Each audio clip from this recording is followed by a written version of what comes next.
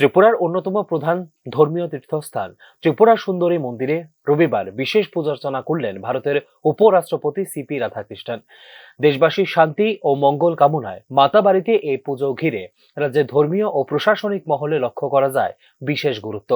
রবিবার সকালে মাতা বাড়িতে পৌঁছে নিয়ম মাফিক পূজার্চনায় অংশ নেন উপরাষ্ট্রপতি।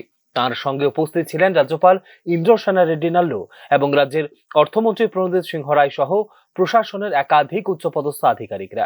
পূজা শেষে মন্দির চত্বর ঘুরে দেখে উন্নয়নমূলক কাজের অগ্রগতি সম্পর্কে খোঁজ খবর নেন উপরাষ্ট্রপতি।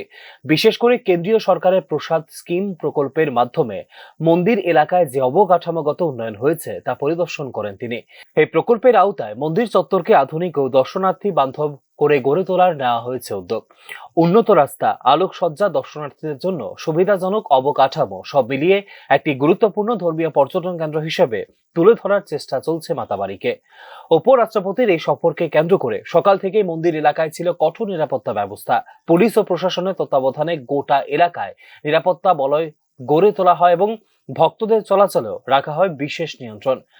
বিশ্লেষকদের মতে দেশের অন্যতম শক্তিপীঠ হিসেবে পরিচিত এই মন্দির উপরাষ্ট্রপতির আগমন শুধু ধর্মীয় দিক থেকেই নয়, পর্যটন ও সাংস্কৃতিক গুরুত্বের দিক থেকেও তাৎপর্যপূর্ণ। এতে একদিকে যেমন ত্রিপুরার ঐতিহ্যবাহী এই তীর্থস্থানের জাতীয় পর্যায়ে প্রচার বৃদ্ধি পাবে, অন্যদিকে রাজ্যের ধর্মীয় পর্যটন বিকাশের ক্ষেত্রেও বহন করবে ইতিবাচক বার্তা। Bureau report, news now.